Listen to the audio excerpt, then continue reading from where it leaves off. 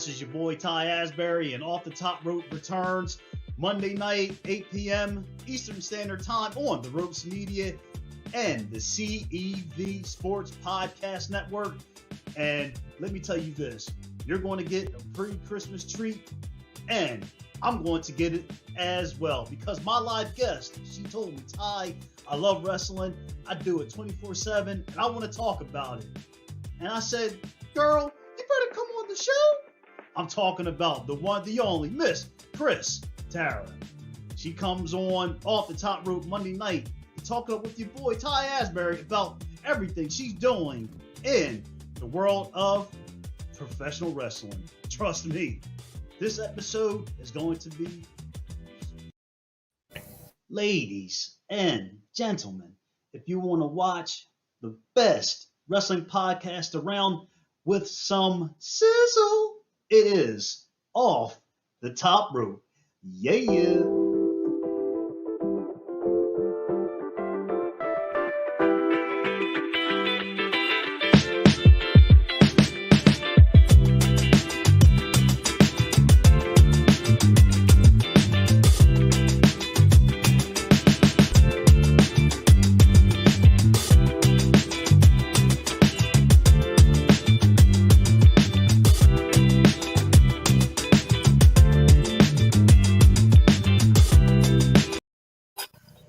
This is your boy Ty Asbury, and it's Monday night, and you know what's going down. This episode is going to be, as we all say, sweet. Because my live guest, she is from Canada. She is the Sweetest, and she is tearing it up in Canada wrestling. This lady's making a name for herself. My live guest tonight is Kristara. Chris, what's up? What's up? Thanks for having me. Hey, it's truly an honor, and this episode, like the tagline says, it's just going to be sweet because you're on the show, and like we've been talking about it. You want to talk wrestling, you are wrestling, you love wrestling, you're wrestling 24/7, so that's why you are here tonight. And I got to ask you right off the bat, how's wrestling going? Keeping busy? How is it going in Canada? So just let everybody know watching live. How are you doing and your journey in wrestling? Yeah, so it's going pretty great. So like we just, got started back in August or whatever. So the bookings are starting to pick up. And, every weekend it seems like, it's starting to fill up more and more. So it's been a lot of fun. And I'm excited for 2022 for sure. Now, it's crazy how we're actually about to go on to 22 and 21 is pretty much done. We got a little bit left of the year of 2021. Now, when you look back on last year, I know COVID really hit Canada pretty hard, but the little bit of time you had to, kick ass in the ring like you do, was there things that you looked at in 2021 that you really gained and really achieved in wrestling where you sat back and you thought to yourself, man, I learned this or I learned that? If there were some things in that case that you learned and gained in wrestling of this year. Yeah, for sure. So this year there wasn't a lot of wrestling, but there was a lot of, information still flowing around. There was a lot of seminars. So it was a lot of not so much the wrestling, but the inside aspect of it, how the workings of it. I attended a lot of seminars. So that was really cool. And, yeah, this year I actually made my debut as well. So that was pretty awesome because all of 2021, it was on and off of training, not training. Oh, you can wrestle, but you can't touch each other and you have to wear a mask. So, that was it was a special time, 2021. You brought a really good point. Now, when you're training and with COVID still going on, and I'm sure everybody can agree, I'm just sick of it and it's just driving me insane. Now, when you actually were in the facility training and you just said you had to wear a mask, how frustrating was that? Because I would think when you wear that mask on top of being in the physical action, sweating, and how much of a pain was that? Yeah, sometimes it's hard to breathe, and then because you have to wear a mask and you can't touch each other, so you can learn how to do certain things, but it's not the same as doing it for sure. Touching the person, doing the move. And yeah, just to be able to not wear a mask and breathe properly, it makes such a difference. Yeah. Now, you really talked about how you, of course, going to seminars, and it seems like wrestling seminars are really, they have been a big thing in wrestling, but I see a lot of them more and more and more from on social media and so forth. As of late, did you go to any wrestling seminars that you really learned a lot about and you took that and pretty much kept that in your mind before you made your big debut in wrestling? So it wasn't so much recent, but it was within this year. But we had actually two seminars with Danhausen. And he really knows like the promoting yourself, the social media aspect, of merchandise. So that's something I was thinking about when I was trying to, like how are you gonna brand yourself? What will people like, So that those were things I was thinking of. And yeah, it was really helpful because he knows what he's doing. He's doing really well when you look at the pro wrestling tees and what he has going on for himself. And like a lot of it came from social media, so definitely that. Now, of course, I got to ask you, how does it feel to be making your debut on Off the Top Rope? Because I'm gonna say this is the sizzling podcast around today. So, how do you feel to making your debut on the show tonight? I'm really excited because I see you interview a lot of great wrestlers. I saw a couple of weeks ago you interviewed Jessica Black, so I'm glad that you asked me to be amongst all these great women and men. Well, I mean, the biggest thing I'm gonna bring it up right now while I got a chance because I may forget. You are part of one of the biggest times in wrestling. The pretty much the biggest thing that is going on today is women's wrestling, the big evolution, and you're part of that because it's just like booming and booming and booming. And I'm sure that has to stick in the back of your mind, like, damn, like women, we're killing it, main eventing, and just being how it is now, where it wasn't like that back then. I'm sure you're probably blessed to think where you've become and how women have become in this business. Yeah, definitely. Because, like you said, I train at IWS and I work there, but there wasn't always a women's division. So if it wasn't for all these women, like I probably wouldn't even be wrestling where I'm wrestling. It wouldn't be possible to, well, it would be possible to train, but it would be much harder to get bookings if it wasn't for all these women, working so hard throughout these years. Now, I'm sure you got millions of them. You're going to have more because you are the sweetest pea. You're the only one. Can't nobody touch that. What do you want your current fans and new fans to get from this episode, your appearance, so they can move forward with you and your journey into, winning multiple titles and more promotions? What do you want them to get from this episode tonight? I guess just to see all that I'm doing, all that I'm working towards. I guess, they can also look back at this episode, one day and see like, okay, this is all that she was doing and going through to get to this point, because it really wasn't easy. There was a lot of times where I could have just quit because it's like, it's hard to commit to something. So hopefully they see that. Now, I hope this wasn't the case with you because I know you got that heart, desire, and fight. And I just sit behind a microphone, but we all know how hard of a business wrestling is. Was there ever a time where you wanted to quit because it was just like hard or something happened? Where was that ever like in your mind where like you were like, this is crazy? Yeah, actually, when I first started to train, it's like you think, okay, obviously it's going to be hard, but when you take your first bump, you're like, oh my gosh. So the first few months I found was the hardest because you're just like, why are we doing this? This is very painful. But your body gets used to it. So I guess at that point, once I got past that, I was okay. Yeah, because I've heard multiple stories where you take that bump and you get winded, knocked out, and everything. But I'm really glad that you stuck with it.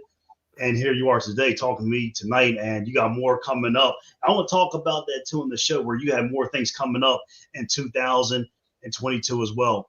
Now, since you're still pretty much doing the business, you're getting your groove on, you're getting warmed up. Have you?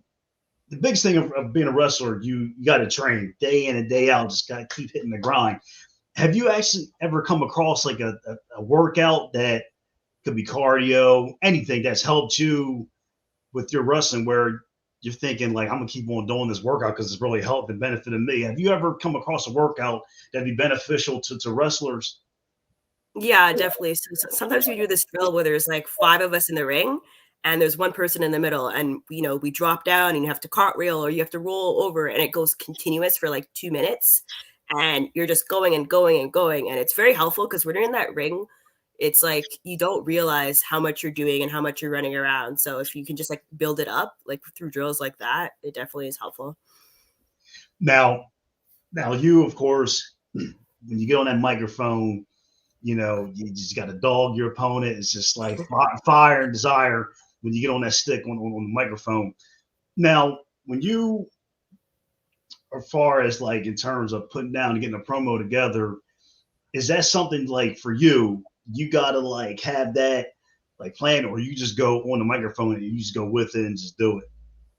Well, I feel like when you have like points planned, like you maybe have your ending point, it's better because you're not rambling for too long. You can get straight to the point, because sometimes people can go on for 2 minutes, but you lose kind of you lose interest. So I feel like if you have like little bullet points, it's a little bit easier. So I guess a little mixture of both. Yeah. Have you ever? Because I mean, who doesn't love movies? Have you ever taken or seen a movie that you love, and you've seen like an actor or actress say a line, and you're like, man, I want to maybe take that and put that to wrestling and twist and turn it around. Have you ever had that where you've seen a show or movie where somebody says something and stuck with you, like, I may use that? Like a little catchphrase? Not so much yet, but I know, like, I feel like I should, because a lot of people take from wrestling and, it just gets recycled. But that's where the originality comes from, when you take from like other forms of media. But I can't say I have yet. Now, I got to ask you, because I saw, I was getting my notes down. I was like, I got to make sure everything's crisp comes on the show. Now, as far as you being called the Sweetest Pig, how did that come about? I think it's really cool because it's something it's unique and different, but in a cool way. Like, how did that come about? It's just very much just me.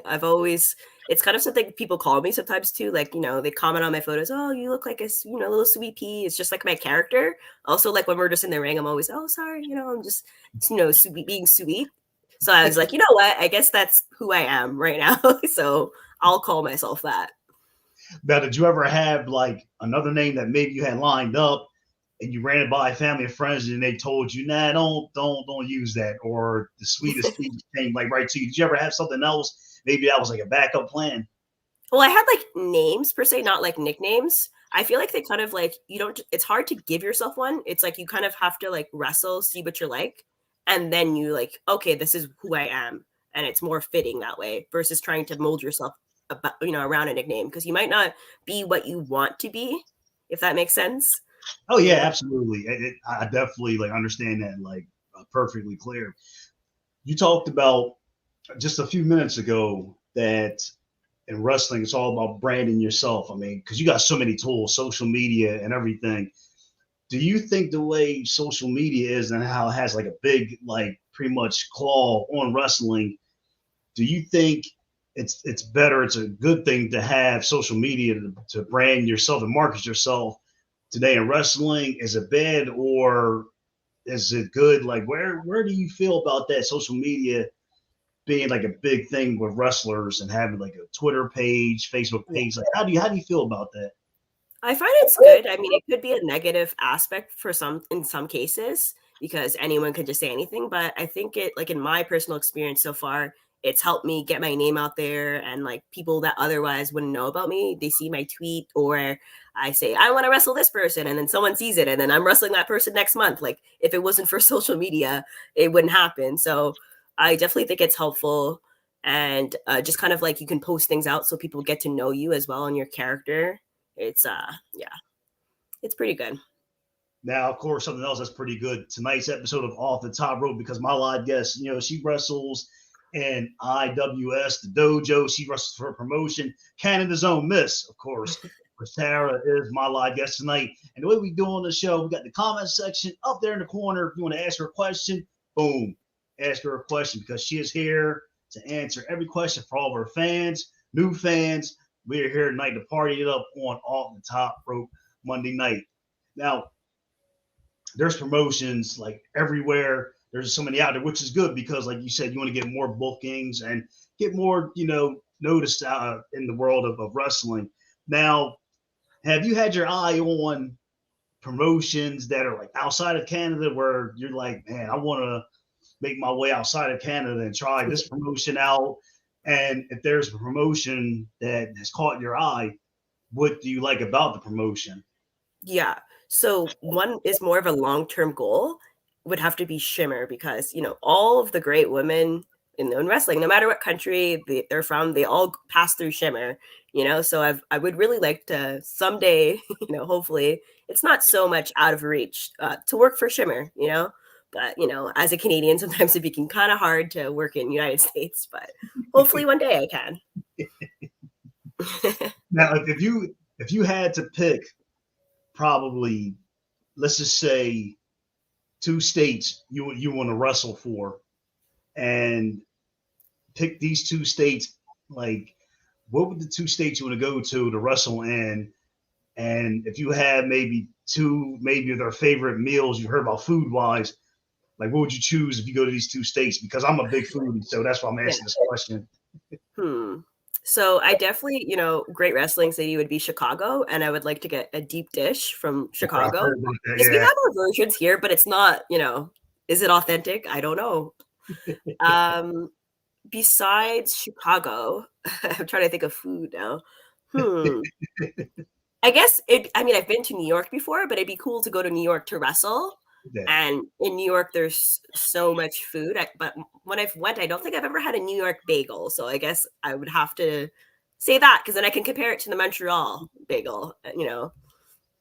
Now what's the whole thing? This is the first time I'm hearing this. What's the whole deal about the educate people who don't know? What's the whole thing about the Montreal bagel? Let everybody know because I'm actually thinking about it now. Yeah.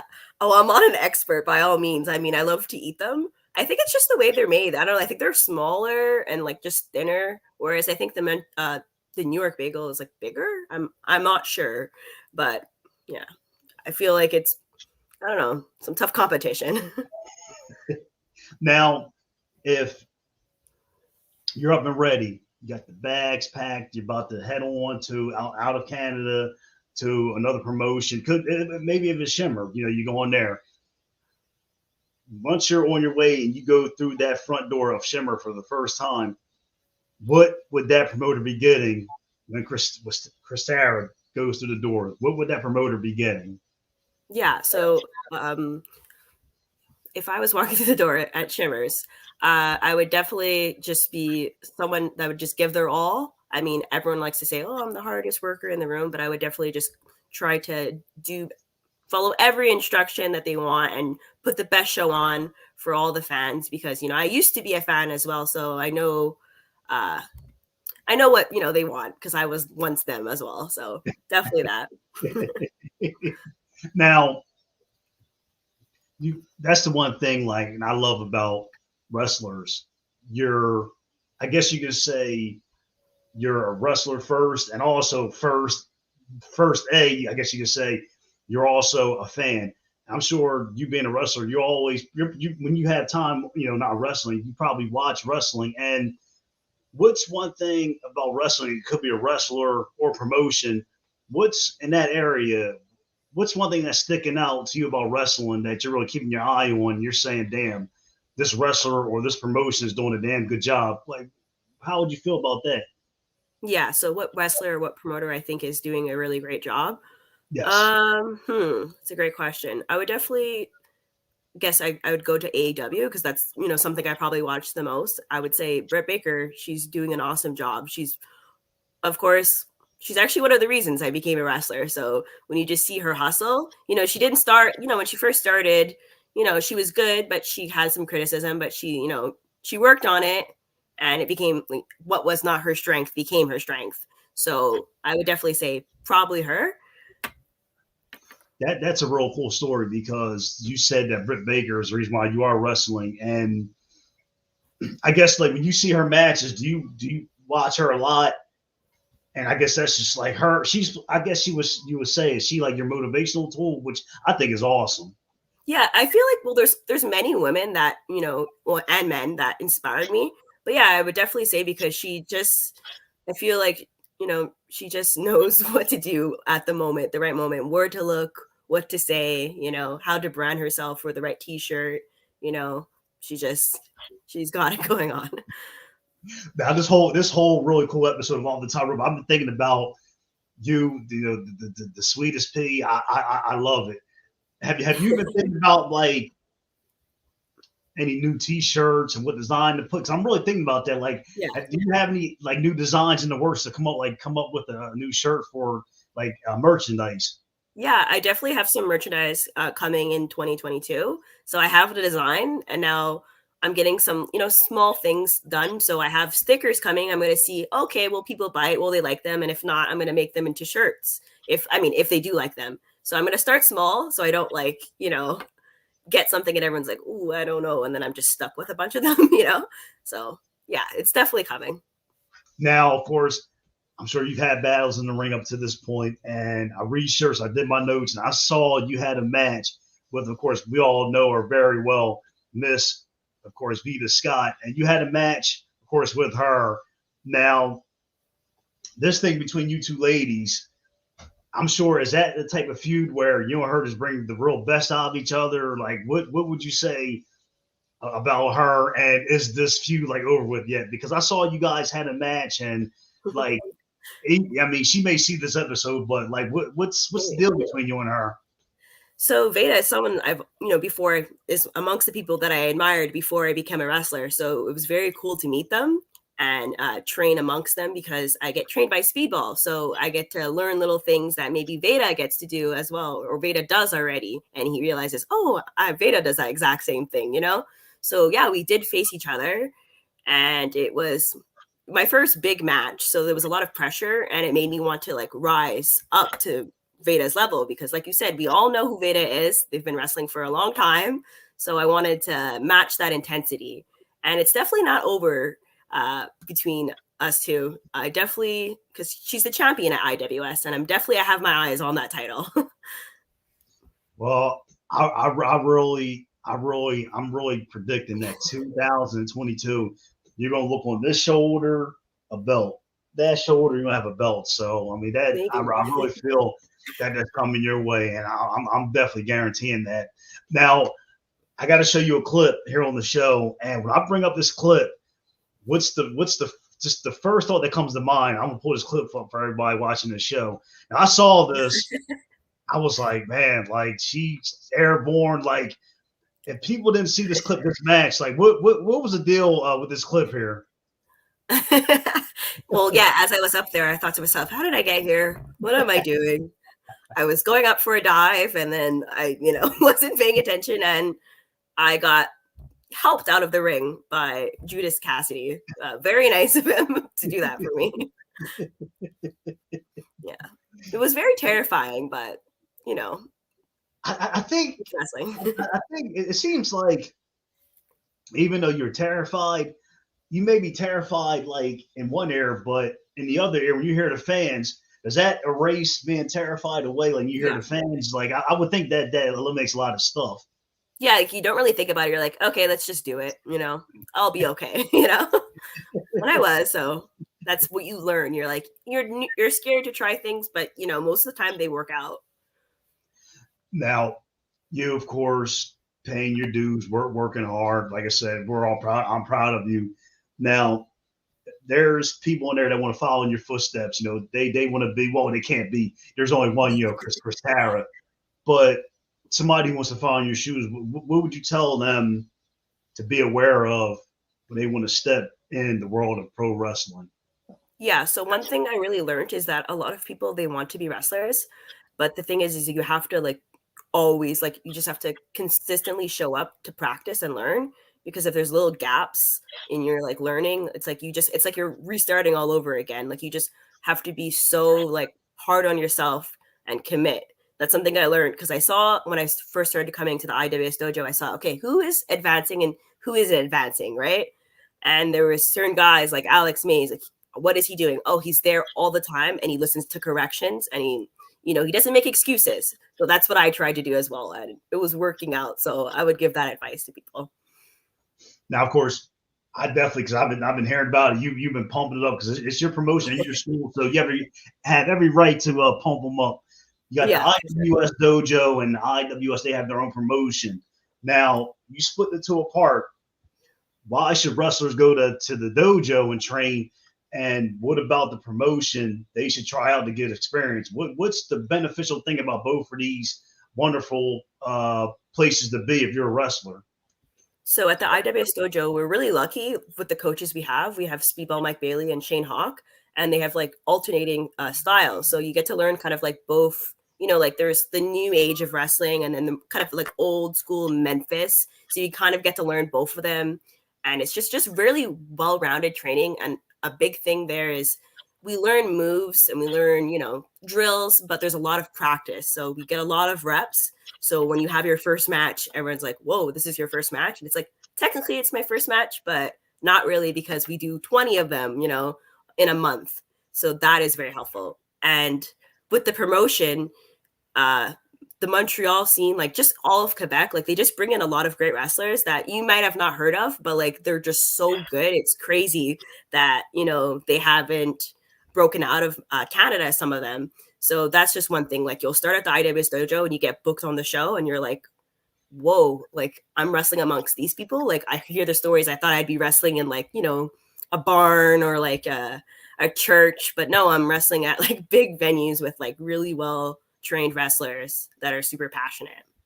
And the fact that one thing that's very beneficial to you being in Canada, I mean, you got all the greats that been in Canada, the Hart family, you know, the Edge, and the list goes on. Canada, so we could be here all night naming wrestlers from Canada, and you're on that list. And I probably said this like 100 times. That has to be like so freaking cool because I've been dying. One day I want to travel to Canada to see a wrestle show up there. I got to get my ass up there and do it. But that you had to feel so blessed and like just like every day for that. Yeah, definitely. There's growing up, all my favorite wrestlers were Canadians because they were all super awesome. Those that were on TV, and then you go to the independent scene and you're like, oh, it's awesome here as well. I wish I knew before, you know. Now we're not too far away from Christmas, and we all, you know, want to look over in our stocking and have something there. If you had like a wrestling stocking, you know, with your name on and everything, you look in there, what would you want to be in there? Like what match, what opponent? If I could look in a stocking and something that is not physical would be in there, it would be to debut at certain promotions. So I've wrestled in Quebec and Ontario, but there's like, you know, several other promotions, and that would definitely be that, you know, just to branch out and get more experience in amongst other people that I've never met before. So whether it be in Canada, you know, overseas, or even America, when possible. Now, of course, it's about that time. We do it every single episode here on Off the Top Rope. Now, this segment I call Damn, Ty, that's pretty good. So this next question, got to put the thinking cap on. It's just a question that makes you really think. Now, you ready to hear the question? Sure.